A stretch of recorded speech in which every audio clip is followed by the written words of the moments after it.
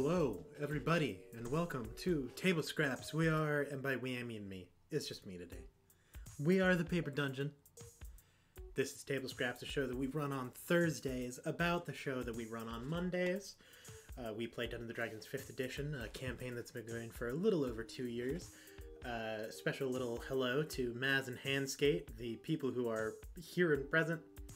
You are an incredible support to this show, and we value you. As a response to your question, Maz, I'm doing pretty good today. Today was one of the last IRL classes that I will be having for the rest of time, as far as I'm aware.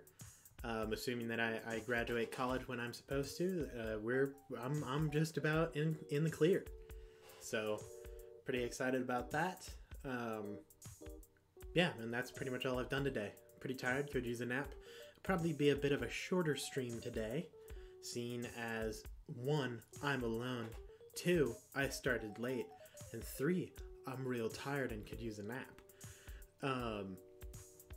So, let's just get straight into it. First off, we have our regular plugs.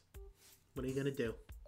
I know that those of you who are watching, you know them, you love them. Here they are. Social media, TikTok, Instagram, Twitter. I would actually love to talk a little bit about that today, because if you haven't noticed, we have not really been posting on social medias a whole lot. We have them, our content on there is great, but I'll talk a little bit about what's all going on with that. This is the show where I'm oh my goodness, yeah, interaction's still down by 33% on Facebook. What are we gonna do? But this is a little bit of a behind the scenes kind of time of the week for me, where I get to explain yo, what's poppin' with the Paper Dungeon? Why are we blowing it? So I'll talk a little bit about that today. But still check out our social medias, TikTok, Instagram, Twitter, Facebook. You can raise that engagement rate of negative number to 0 at least. Let's see. Oh shoot. What do we normally do after that? I think it's normally me. We have a Discord. If you're not in our Discord, you're blowing it. I'm just going to tell you that right now. You're especially blowing it if you are a follower on Twitch, a subscriber especially. Just recently we released a little bit of our extra Patreon content. We won't be releasing everything that we post on Patreon, but some of it will be viewable by subscribers. And that will be released through our Discord. So if you wanna see what's all going on there, you want to see some teasers of Patreon content and anything additional that we post just for subscribers, it's going to be through our Discord. We also have a website, www.thepaperdungeon.com, where we have a merch store where you can buy merch. We'll be working on updating that. We actually have plans to do semi-quarterly merch updates to our store. So keep an eye out for that. We have a whole lot of New Year's resolutions that we are setting up and going through and stuff like that. So get excited, get pumped, get jazzed. Speaking of merch stores, Lydia Corinne, who makes all of our overlay, all of our character art, she has her own store and she's very good at making art. She's very good at it. It's wonderful, it's beautiful, it's great. Check out Lydia's store. You can commission your own artwork from her, or purchase art that she's already made.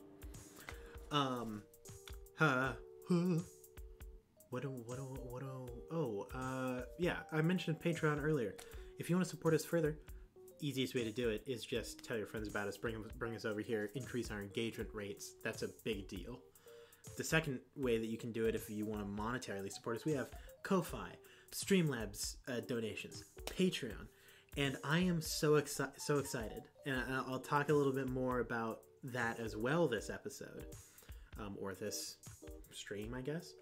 But Patreon, it's starting to pick up. We've got plans actually set in place and everything, and I would love to talk a little bit about it.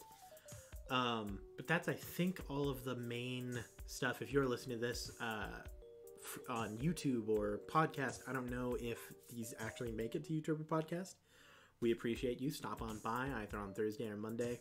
I know that a couple of you are actually from podcast and stop by all the time on Table Scraps. So we appreciate you, the silent listeners, the lurkers in the background. You are our rock. You are stable ground. So, last Monday, things occurred.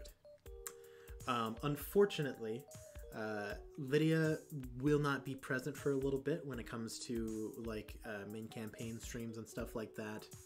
She's got a whole lot going on.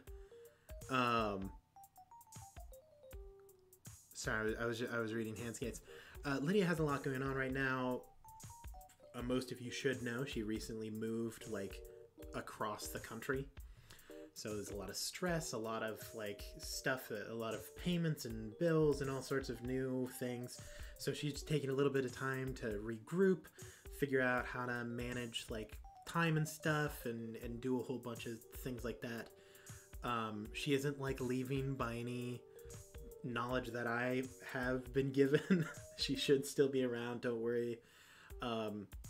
And she will be back. But she was not here for this last Monday. And probably won't be for at least another Monday. Could be longer than that, who knows. But last Monday, we entered with a fight between the Fae and the gods. A big plot-wise, we went to resurrect Melora. We succeeded. This is all spoiler stuff. If you don't want spoilers, this is going to be a rough episode kind of thing for you. Rough stream. Cather goes to talk to his girlfriend Atrasil, the goddess of war and life. They get ambushed by the Fae. Malkuma, a god, and Malice also show up. They're like, we're gonna throw down. Yeah, Maz. See, Maz, this is what happens when you don't watch any of our content and you stopped at episode 20. You don't know. Because I'm going to spread some false information here. Maz doesn't even watch the show. Maz hasn't seen any content at all. Maz actually doesn't... Maz thinks that this is Ninja. He thinks we're about to break into Fortnite. And I'm excited for it. This is definitely some form of libel or something like that. Oh god, he's going farther down the list on every single time. But yeah, so big fight between the gods. Cather's in there. Apathy goes whole hog and is like, all right, it's time to throw down. Let's go. DJ says it'll be 20 minutes. That's what he was like. I know the first 20 minutes. I'm not sure what the rest of the episode's going to be. I heard that and I was like, I know what the rest of the episode's going to be. It's going to be the 20 minutes. It takes a fight 2 hours-ish of time. It does not end well for us. Does not end well.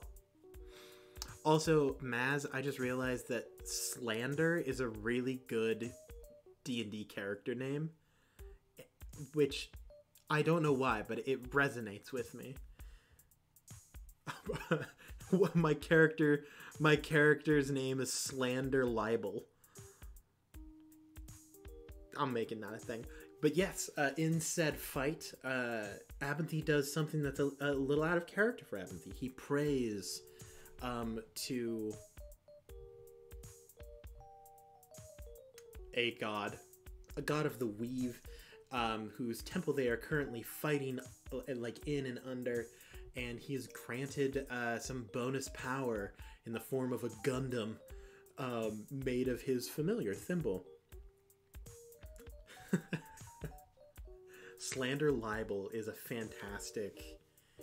I also feel like Slander Libel is like an edgelord, but also a noble. Oh my god, is Slander Libel just alternate version Edward? Like if Edward was a rogue? Anyway, I'm getting distracted by a fantastic character name. We throw down with the Archfey and the gods. Unfortunately for us, we do not succeed in our goal of keeping Atrasil safe. She is kidnapped. If you notice, the name of this stream is Never Date a Paladin. I have a theory.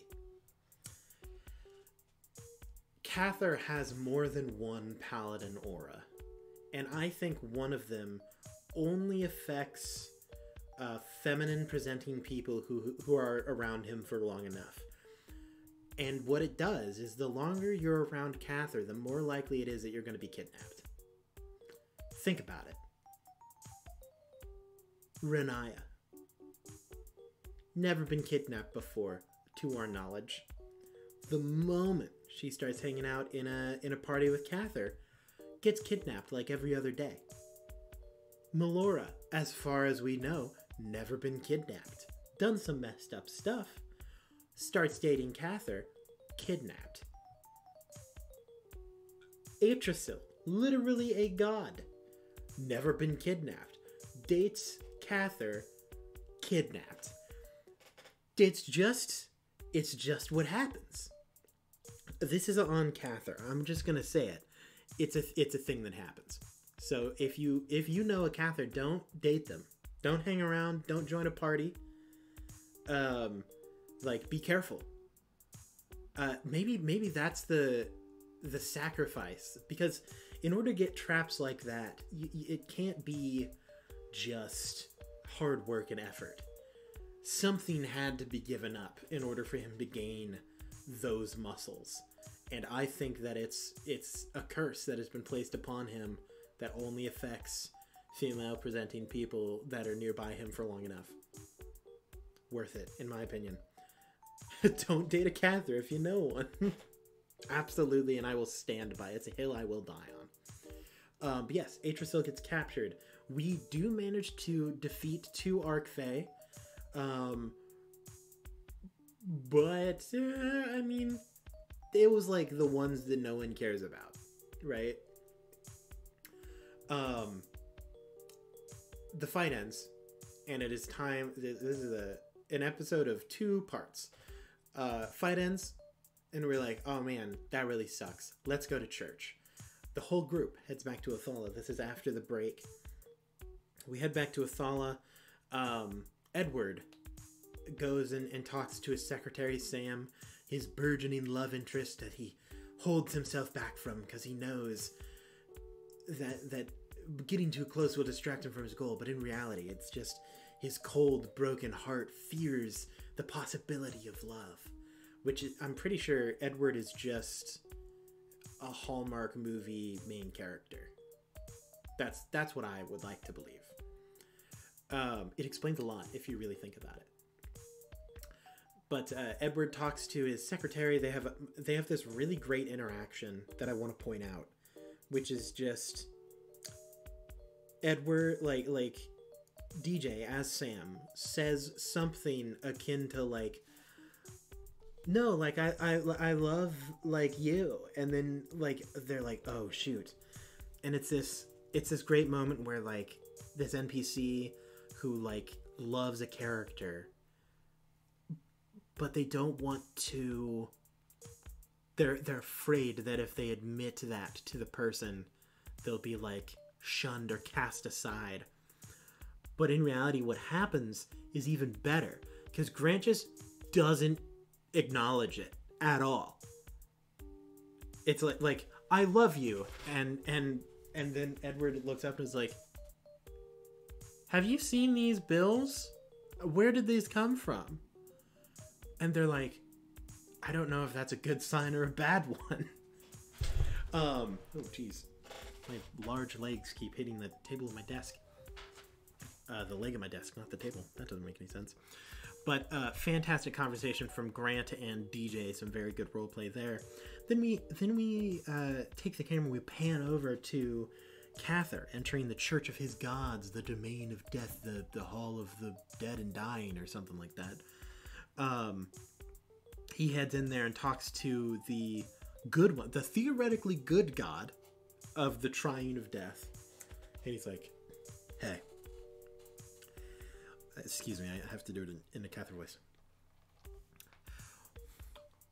Oh, I'm real sorry for abandoning you. I'm still not sure if I can be strong enough, but I don't know if I have a choice. And he talks to his gods, and basically he's like, hey, how can I get back to being that champion of fate? And the gods are like, we'll get back to you on that one. We're not actually sure if we want you back. We love and appreciate you, but we need to talk it over as a group first. And Kaz is like, okay, I'll be waiting for you. Can you speak to my friend? To my associate here. He's real nervous standing outside your temple. And then pan camera over to Abinthy, the only one that I can actually talk about what Abinthy is thinking and feeling right now. Because that's my character. That's not sure if you knew, but I'm part of the cast on the Paper Dungeon, and that's the character that I play. So Abinthy is there, super nervous about going into this temple. He gets invited in. There is a scene that is straight up ripped off of, just straight out of Doctor Who, Peter Capaldi, which if I were to describe Abinthy's character, Peter Capaldi is like 50% of it.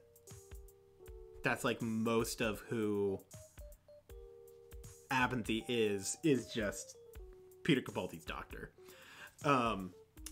Takes out his flashcards that were written for him by Talanoshta that help him navigate stressful situations that require a not rudeness. And basically just asks the gods of death, like, hey, I need Talanoshta's soul. Can you tell me where she is? And the gods say, well, we could,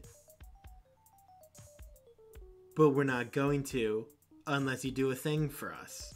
And Abinthy's like, all right, I am capable of doing most things, and I am prepared to do most things.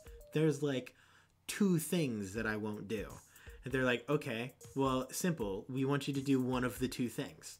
And Abinthy's like, what is wrong with you? Literally, what is your problem? That thing that was asked of Abinthy to do was to basically give up his relationship with Glossia. Don't speak to her. Never acknowledge, like, don't see her again. Don't just end all contact and relationship with Glossia. They gave Abinthy time to think that he doesn't need, because he's just not going to do that. Now, this has several potential consequences for the course of this story. If you're in our Discord, you may have seen me message, I'm going to burn this campaign to the ground. That is factual. That is Aaron's plan from now on. So from Abinthy's perspective, this is kind of how he views what is going on in the story, right? Abinthy, at one point in time, he was completely neutral about the gods. He's like, they're there, they're present, some of them are good, some of them are not good. They really have nothing to do with me. I'm not a preacher, I'm not a priest, I'm not a cleric, I'm not a monk. I am just a guy who lives in the same world, and gods do stuff. He may have even been minorly religious, because his parents were religious. They most likely prayed to like a god of like agriculture or something like that, because they were mainly farmers, and just simple folk looking to survive off the land. And then it gets to a point where Talanoshta dies. Spoiler, Talanoshta's not alive. And Abinthy, for the first time ever, asks the gods for help. He asks anyone possible for help. He starts with the gods because he goes, hey, the gods theoretically should be like, this is a good person. They should want to save her. And not only is he ignored, he is actively laughed at by much of the pantheon. And so he turns to Glossia and demons and devils. He pulls all the cards that he can, and they're all like, look, there's nothing we can do. We don't know where her soul is, right? And for that obviously influenced his perception of what's the deal with the gods? Like, how do I perceive them? What do I think about them? A time passes, like 20-ish years, 20, 30 years. More like 20, I would say, because he was around 27 when that happened, and he's 47 now. So time passes, and he starts to kind of reassess some stuff where he's like, I don't think that what they did was right, but maybe some of them are okay. Maybe some of the gods are fine. Some of the pantheon is acceptable. And so he takes a big step for Abinthy, not only on the same day that he prays to a god, and even though it was obviously very circumstantial, they actually confirmed hear him and respond, right? Venenatus, that's the one. He prays to Venenatus, and he's like, look, there are these things in your temple. I can get rid of them for you. Just give me some power to help do it. And he does. He gets some additional power. He's like, okay, this is proof that if the gods are willing to do something that is in their best interest, they are willing to help. He goes to the gods of death. Big step for him. Big step for Abinthy. And he's like, hey, her death was a mistake. The gods of death admit that she was not supposed to die, that her death was incredibly unfortunate, that they were saddened. They wept at her death. And Abinthy says, okay, tell me where her soul is and I can bring her back. And they're like, well, okay, we were sad, but like, that's our soul now. No. And Abinthy's like, what? Like, this was your bad. This was your mistake. You blew this. I can make it right again. This doesn't need to be a transaction. Like, you don't care. Just help me and you will have a friend to help you in the future. And they say, well, we need to make sure that you're loyal to us. So out of the two things that you've loved in life, one of which is dead, you need to give up the other one if you want a chance of having the first one back. And to Abinthy, that is absolutely justifying his initial perceptions of what the gods are. Which they are just honestly not worth his time. And so going forward in the campaign, things are about to get very interesting, because also in that conversation, the gods admitted that they are not the ones who only have power over how destiny and fate moves, right? They're like, hey, there are other powerful creatures out there that influence fate as well. To Abinthy, thinking on it, he just goes, oh, okay, so I don't need you. I can just find someone else who is powerful and knows where the soul is.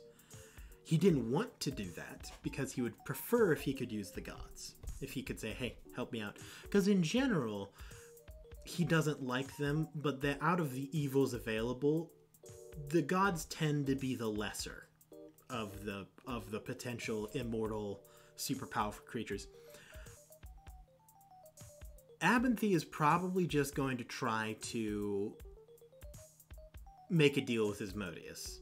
If I'm just going to be honest. Like, if you're not going to have Abinthy as a as an ally, then you're just gonna have him as an enemy.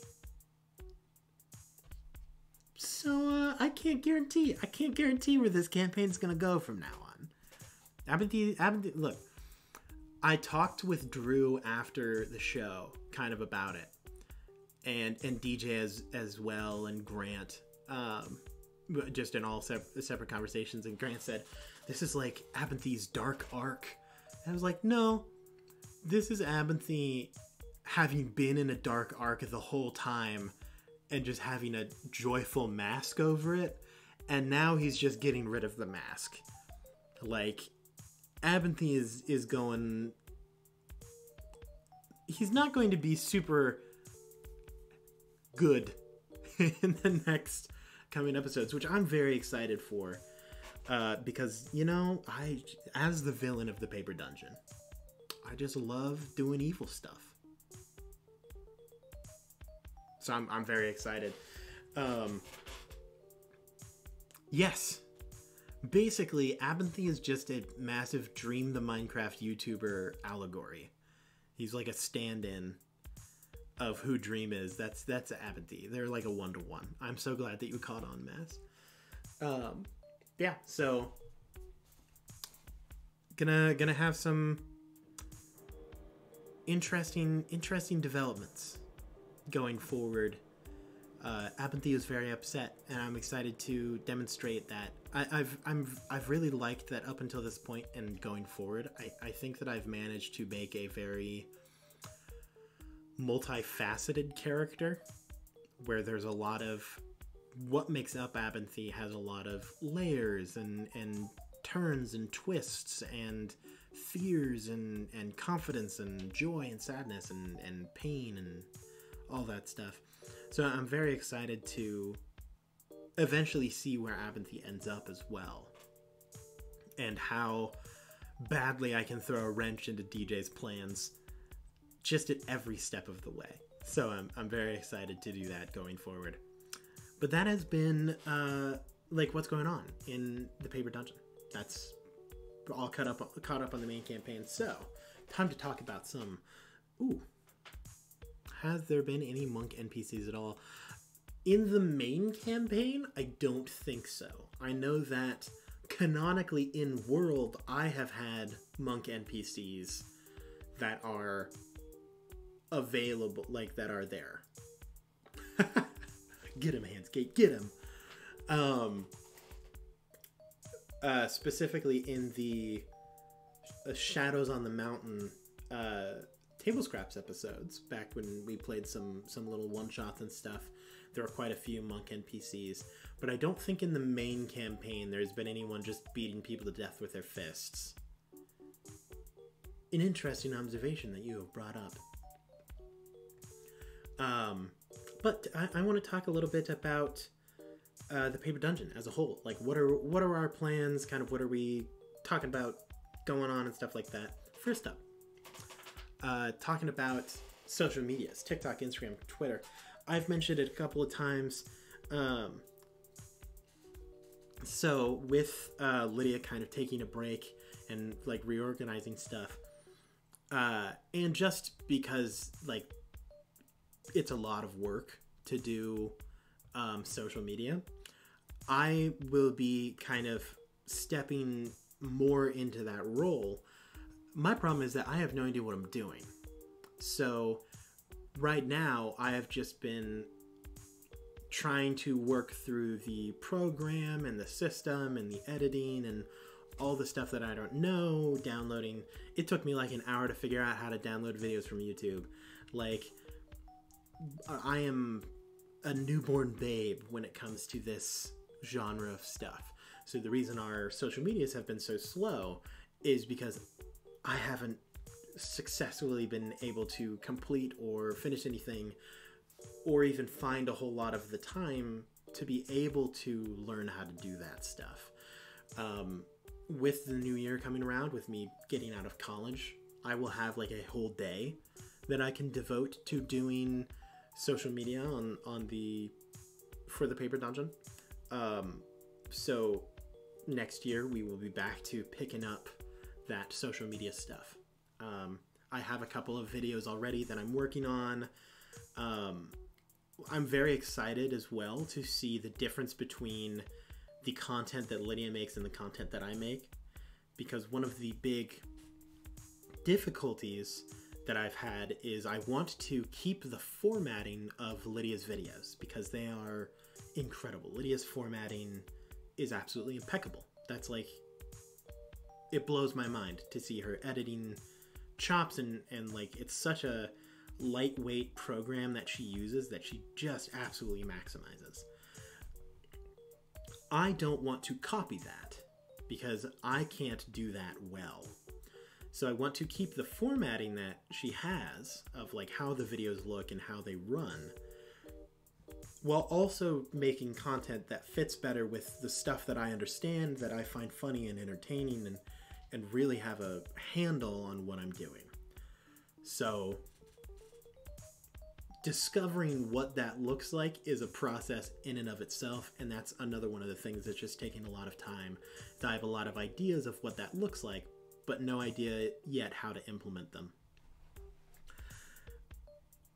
So as soon as I have the time, capability, and knowledge, those will start to be picked back up. I'm expecting one of the things that we'll do to kind of lighten the load and everything as well is have different types of posts repeated on a standard basis. So instead of just having clips from a recent episode, we may have an upload to TikTok on a Friday once a week that is either a rehashed, like a replay of an old TikTok that we have already uploaded, or a new version of that TikTok from an episode that we have already aired like a while ago, like from the guest one shot or something like that. So it doesn't need to be as, oh shoot, gotta comb through that 4-hour video that we just posted a week ago, make content so that way it all fits in and stuff like that. And then have another post in the week that is more fresh and new from like the past 1 or 2 episodes. So we'll get back into the swing of social media as fast as we can. I just can't guarantee when exactly that will be. It'll be sometime in the coming year. Speaking of the coming year, one of the big changes that we will be having is to Patreon. So in order to kind of set up our schedule, we recently had a meeting that talks all about how that is going to work. And I will see if I can remember the things that we said. But we will be having a designated Patreon upload day we will eventually be having guaranteed monthly content. So I think it's the second Thursday of each month. We will have a one-shot.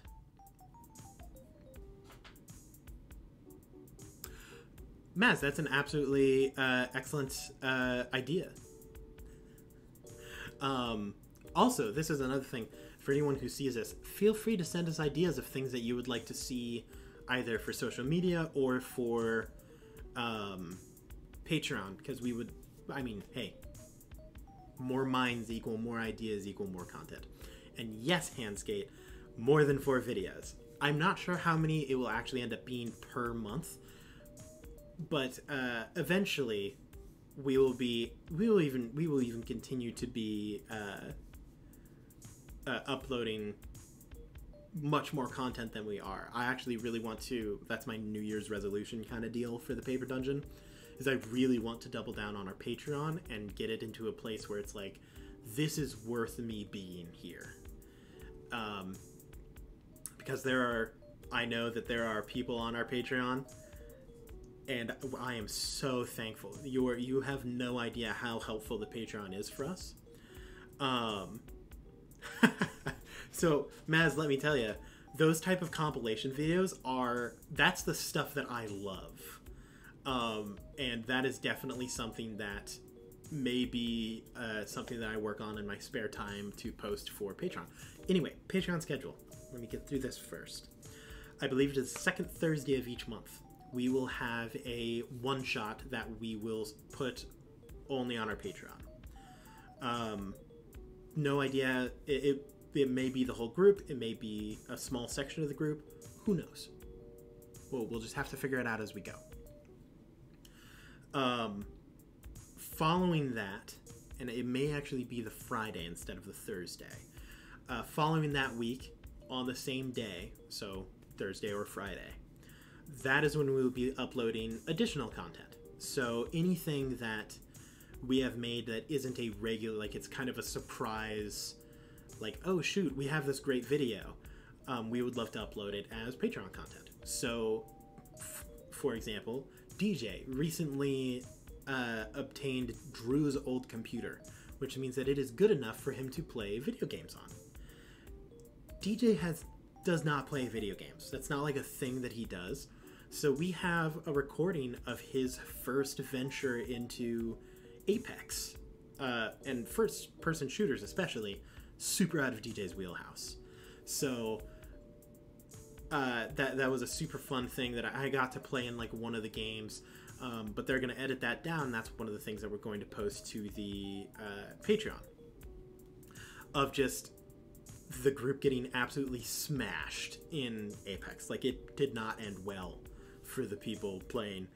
But that will be one of the things uploaded on that second kind of like excess video dump Patreon day, which is such a bad name for it. Now, when it comes to the regular stuff, when we have monthly content, like the one-shot, eventually I would like to set up a Steam Room with Grant and I. Let me tell you, Maz, we're working on it.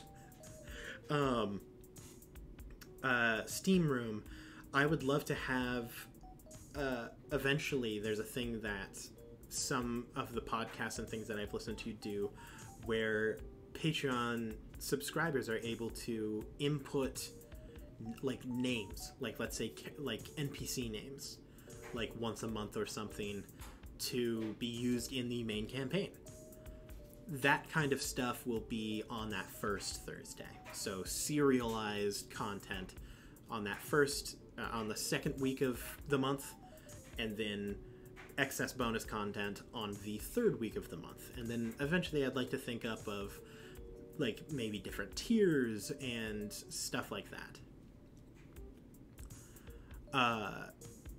I don't know if we ever did. It's been something that's been an idea that has been bounced around, that like 100 bits put a name in and something like that. And depending on the content that we're producing in the show, it's more or less usable. So right now, for the main campaign, because of the genre that we're in, it takes away a lot of the immersion at times. So that's one of the big struggles that we had when we were coming up with the Paper Dungeon, is how much crowd influence do we want for the actual show? Like, we don't want people to be able to, like, oh yeah, spend a certain amount of money and you can input like a plot element or an NPC or a character or something like that. That's a thing that we kind of want to avoid, because we want to make it feel a lot more like a home game. Like, this is a DM doing the stuff, and this is the players. They're completely separate. Depending on the content that we're making, that changes. So, like, theoretically, once this campaign is over, if there's a genre shift, that's a lot more doable to have, like, hey, once a month, if you're a second tier patron,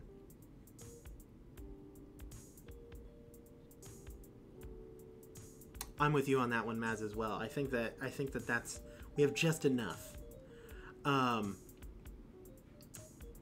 If there's a genre shift to where it's a bit more goofy, a bit more non-traditional fantasy, so like if we have that, like, second tier patrons can have an NPC name, and then whoever's DMing, whether it be me, DJ, Drew, or Grant, just has a list of NPC names that they can pull from. They're like, yes, you meet this innkeep,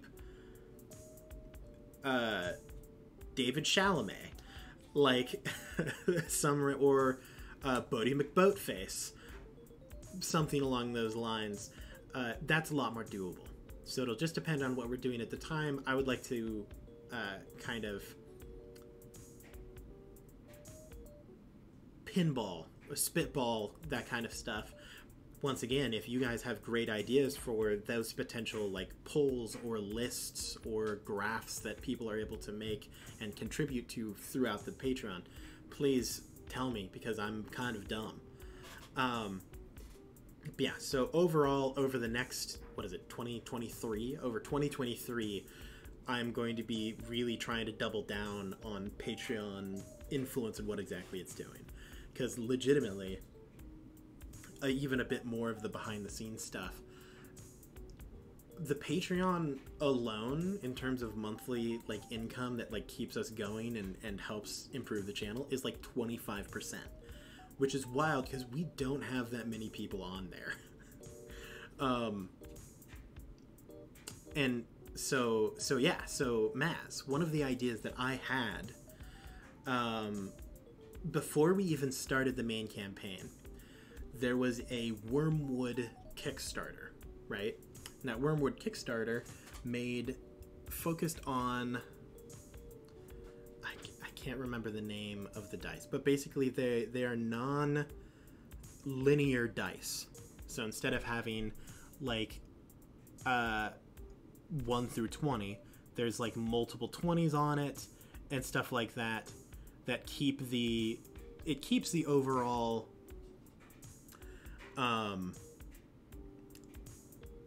like, oh geez, what am I looking for? The chance of rolling a specific number stays pretty much the exact same, but there is a higher chance if you're rolling a natural 20 and a higher chance if you're rolling a natural 1. So you basically get rid of that middle ground, and it turns it closer into being a 50% chance of like pass or fail, but still keeping the average the same with the numbers, right, Maz? I had brought up that if we can figure out how to have, if any of you have ever seen The C Team, which is a show put on by Penny Arcade Acquisitions Incorporated, that kind of thing, they have a way that you can fill up a bar beneath the character's name, like on the side of their like character stuff, with channel points or bit donations and stuff like that, that once the bar reaches a full, it starts back over and adds to the counter. And that counter allows them to activate a special ability of their character or something like that. I'm saying that we could do the exact same thing, and all it does is it gives you the ability to use that die, right? Because the whole special ability thing is cool.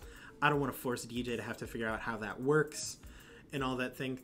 Literally, if all it is it's a high variance die, that's the name, is, hey, I'm going to use my high variance die for this. That guarantees that whatever the roll will happen, it'll be big. It's either going to be like a natural 20, natural 1, or some high number or some very low number. And that's a really good like way to use those channel points. And because, Maz, you are right, like, we've got to figure out something to do with those channel points other than, like, what do you even have? Modifying emote? Ooh, wow, big deal. Pretty sure that's the standard stuff. Like, there's cool stuff that we could be doing with that. And I really want to focus on that going forward. So my problem is that I know nothing about how those plugins and stuff work. And I'm not even sure where I would go to learn about it. So I'm going to have to put in a lot of research. Once again, over the next year, expect to see some really big changes to how the channel functions, the content that we upload, the things that you're able to do.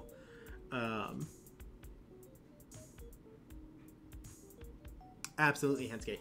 I would love to do a charity stream like that. So when it comes to that kind of stuff, so the big, like, getting a bless or a guidance die or health potions and inspiration, that reminds me a lot of, there's a thing that GDCQ, like good games done quick, GDQ, that's what it is. I can't remember how to spell.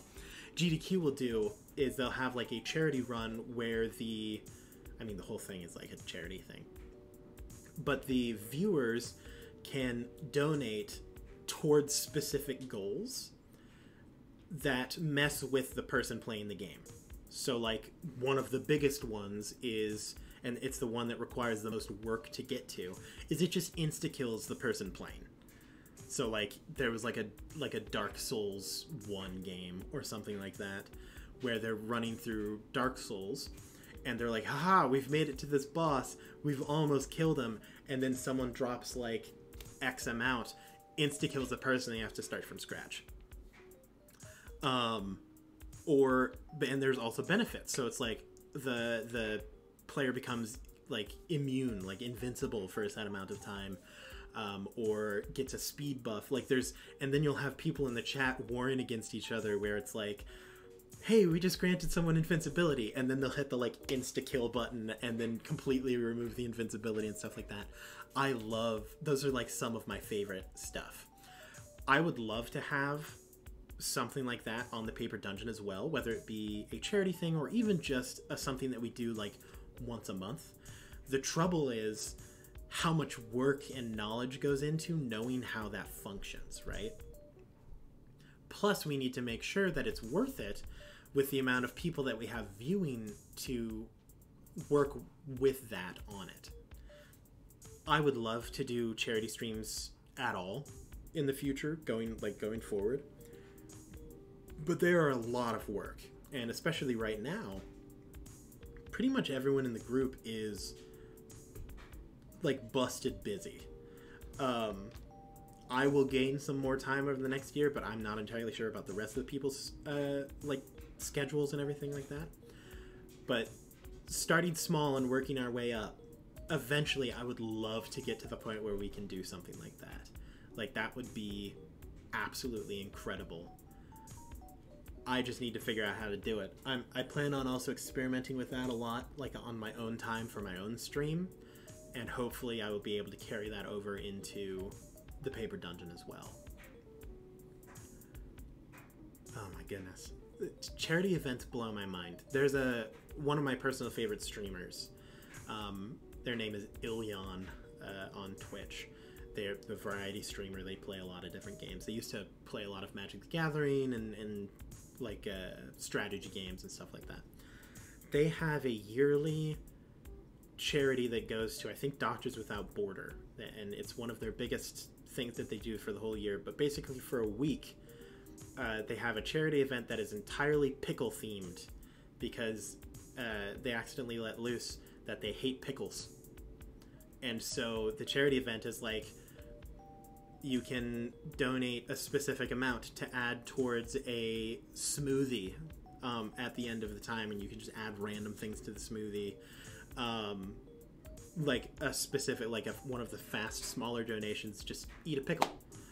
And so you just get to make your streamer consume food that they absolutely hate for like a week. And then the last one is like a 24-hour long stream, and then everything wraps up. Normally they have to dye their hair green and wear like pickle merchandise and stuff like that. But yeah, I would love to figure out that kind of stuff. So hopefully, if all goes well, and I'm able to, gosh dang, put in the work and effort, and everyone else puts in their work and effort, the kind of game plan of the Paper Dungeon right now, because one of the things that we've struggled with in the past has been, how do we get everyone to commit to things on the same page with the same amount of passion? And that is really, really difficult, right? This is fantastic, Maz. That sounds just absolutely wonderful. We need to find ourselves a cute animal that we can donate to. Oh geez, what was I talking about? Oh, getting everyone on the same page at the same time with the same amount of passion. What our game plan is, and it's going to sound pretty strange, and you can, if anyone here listens to this eventually, if you're listening to the VOD or whatever, because I think that some of these end up on YouTube. I don't know if Grant still does that, though. What we're going to be doing is, if a person in the group has an idea and has something that they are passionate about, that is going to be their responsibility. They're going to be the one heading that. A good example is we will be having a filing cabinet. I can never remember the name. Sometime in early January, I believe. Grant loves filing cabinets. Not the physical item, but the show. And exactly, Maz. So what basically happened in the meeting is Grant's like, hey, I want to do, like we should have a filing cabinet. I'm like, okay, Grant. If we're going to have a filing cabinet, you're going to be the one who heads that. You will host it. You will set it up. You will be figuring out what are we talking about? What are we going to be doing? Like, conversation points. If you want questions from the audience, you're the one who's going to have to ask them and find that information and get those responses. If you need help from us, ask us. But just know, the one who wants this is you, so you're going to have to be the one who puts in the work. And because it's been a problem in the past where we've said, like, hey, I think that this would be a really great thing for us to do. And everyone agrees, but then the person who kind of brings up the idea kind of expects someone else to be the one who runs it, and then no one does anything about it. So in an effort to kind of avoid that going forward, that's what we're going to be doing with, like, if you have an idea or a passion that you have to be the one to head it. Of course, you aren't going to be alone. Like, we will help you, but you need to be the one coming to us to ask for help. We're not going to keep you accountable of, like, hey, are you getting this done? Are you doing the thing that you said you would? It's tough. So that's kind of our mentality going forward in the year. We're going to see how it turns out. But that's what the hope is. The Between the Rows is a very good example. Between the Rows started with me being like, we should run another show. I'm down to DM it.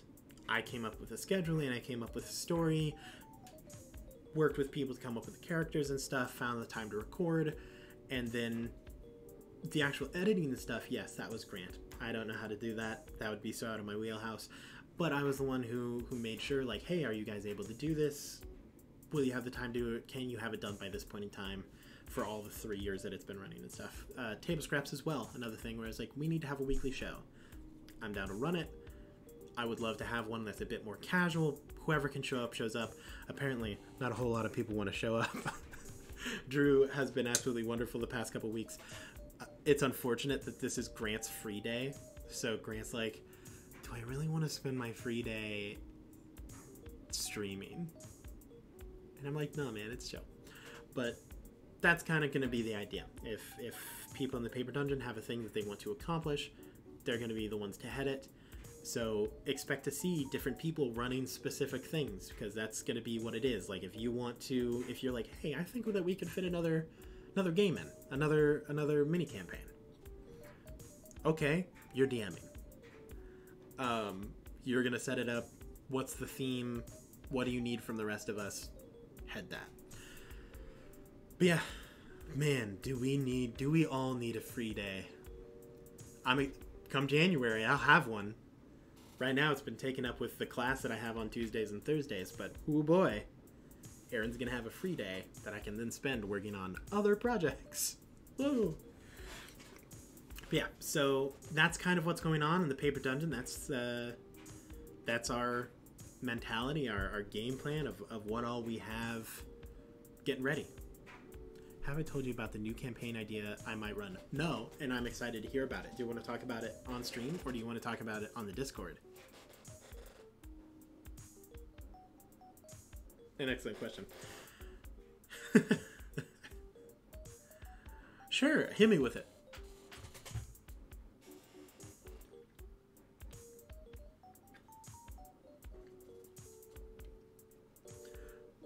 One thing that I do love about the solo like Table Scraps is that I know, since I have a media running, like I have a little background music loop going, I can take time to like drink out of a can, because at least it's not completely dead air. So the idea of the campaign is set in the internet, kind of like the Wreck-It Ralph movie, and everyone has a base their characters off a popular meme. So the first thing that comes to mind is the movie Food Fight, which is nothing at all like you just said, but that's where I thought you were going to go, where it's like everyone is emblematic of some kind of internet thing. So like one of us like could play Firefox, and then another person is like, yes, we are we are the New York Times, but the internet version, or something like that. But based in characters off a popular meme, that sounds ridiculously chaotic, which is on brand for Maz. Where do you think the story will go? Like what is it? First of all, is this D&D?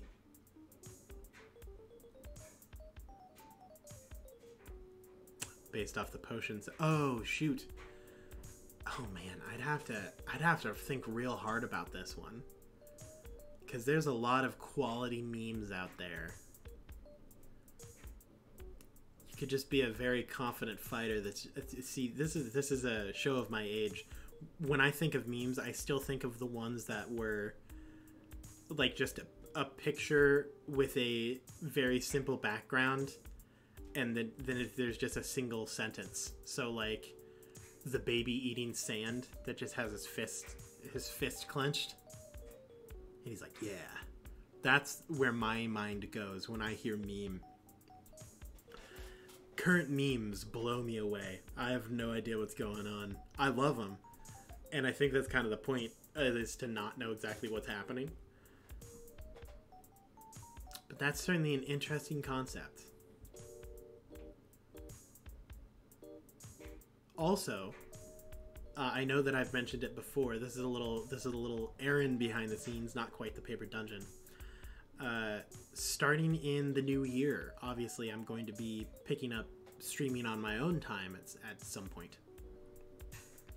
But I really want to run kind of like a bi-weekly or monthly campaign. Bi-weekly sounds better, just because that way I can go through stuff more quickly. But probably more like a 6-month campaign. So it's over and done in half a year. And I want to bring in some people from the paper dungeon that have been like really good viewers or mods. Maz, you're on the list, for sure. And there's so many concepts that I want to try. I want to, first of all, I've got to run a game in Candyland World, right? Like, I've got to. It's been sitting in my head waiting to be released for years now. And I've just got to. I've got to. So that's going to be a thing. I really want to play through some other RPGs that I have and stuff like that. There's just so many good concepts for short 6-month-long campaigns. The Chestnut King is in every game. Even since before I created the Chestnut King, just Chestnut King has been somewhere. Like, you can open up Call of Duty, like the original one. The Chestnut, he's really hard to find, but he's there. Like, not just RPGs, every game ever, the Chestnut King has been present. But, oh man. All roads lead to the Chestnut King wasn't built in a day, you know? It took years of game knowledge to form him into the force that he is now. My favorite thing about the Chestnut King, and / the way that I've used him, is that I don't think my players remember that they have a chestnut boon that can be used to give them like a legendary resistance at will. So like, they've played in like Between the Rows. There were some definite things that they could have used the chestnut boon for, and no one did.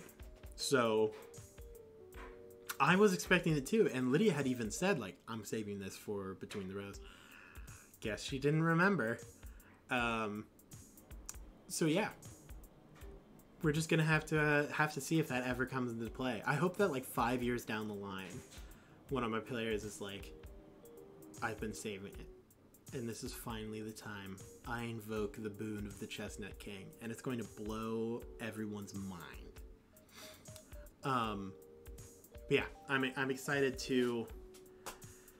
Oh, I'm excited for so many things. But I want to, like, assemble a super team of people that I think would mesh real well together in a RPG space. So, oh man, Grant and I being retired and him being like, Aaron, before I die, I invoke the boon of the Chestnut King, and then I have a heart attack and die. But yeah, I want to assemble, like, a super team of role players. There's a game that like really inspired this, because certain types of games fit better for certain types of people. Obviously, people have different ways that they like to play everything possible. There are people who love combat in Dungeons & Dragons, people who love the roleplay in Dungeons & Dragons, people who are pretty well in the middle, people who just want to build a castle. That's me. I'm that one. I just want to obtain wealth in the game and then use it to build stuff that in the end really doesn't matter. I love that. I want to play The Sims in the RPG. That's what I like. Dimension 20 with Brennan Lee Mulligan released a. I like how you know what Dimension 20 is, but I'm still like, hey, Brennan Lee Mulligan, because I think he's a fantastic DM. Released a short miniseries a little while back that I don't even. Oh, I think it's like In the Court of Flowers or something like that. And all it is like a telenovela, courtroom drama that just reminds me of, like, oh gee, like Riverdale mixed with like England. There's a specific show and I can't remember the name of it, but it's so, like, over dramatic and just, like, British, and they're, like, sending letters to each other and, like, having, like, ooh, scandalous affairs and over a glass of wine. And there's, like, the only combat that I've actually seen out of it is they, like, had a duel for honor and someone literally slapped another person with a glove, and that's how the combat occurred. And it was, like, over super fast, and the entire thing was just a ploy to, like, ooh, do they see me? Like, I want to impress this person. So much roleplay, so dramatic, so, like, so much fluff. And, like, that is a, like, DJ and Drew would not do well in that campaign. Like, they would be fine. But, like, I would love to find people who would, like, thrive in that environment and then absolutely, like, assemble a super team of that genre, like a super, like, custom made for each game I'm about to play. I think it would be hilarious. Like, yeah, Game of Thrones. Let me tell you, Maz, Game of Thrones in a goofy setting is literally the Candyland game that I have planned. Like, betrayal and murder. Oh my goodness. That's the Candyland RPG. That's what you're talking about. That's what it is. I want it. I want it so bad. I want someone to look over and say, I'm sorry, my love, but your time on the shelf, it's over. You've expired. And then, like, spear them through the heart with a gumdrop cane. Like, oh my goodness. It's... it's just beautiful. Like, it's just a beautiful thing. And it's a world that the people need to see. I think it's a story that needs to be told. But anyway, that's the plans that we have. That's kind of a little behind the scenes. That's the campaign up until this point. A little view of the potential future. Thank you for the two of you who have been bearing with me talking about Paper Dungeon and all that stuff. Handsgate, Maz, once again, your presence is incredibly valued. I expect us to continue saying it. You guys are great. Maz, not even you are now taken by rot. You are no longer blessed by the god of sweetness. You have fallen to the realm of sour. Like, it's... Oh god, I keep getting distracted by the Candyland saga. It's beautiful. That's so wonderful. So, thank you, everyone, for tuning in. For those of you, if you're watching the VOD, or if this ends up on a podcast or something like that. I don't want to repeat. My voice is tired. I don't want to repeat the things. But there's the stuff, the plugs, you know 'em. You've probably heard this multiple times. Tempting, Maz. Legitimately, we could theoretically play like a game to text, a text to chat RPG of Candyland. It's doable. Tough, but doable. But yeah, that's pretty much all that I have for today. In fact, that's more than I expected. I expected this to take like 45 minutes. And we made it past a whole hour. But my voice is shot. And I could use a nap. Thank you, Maz, for being an incredible mod and putting those plugs out there. Thank you, Handscape, for being, and thank you both for just being the my co-hosts today. Unfortunately, I don't think that I'll get to nap today. I still have more work that I need to do. But before that can happen, there's one last thing that I need to say to all y'all out there, which is good luck and Godspeed, everyone. We will see you next time, Dungeoneers. See you on Monday. We'll be there. Check us out on our Discord. It'll be fun.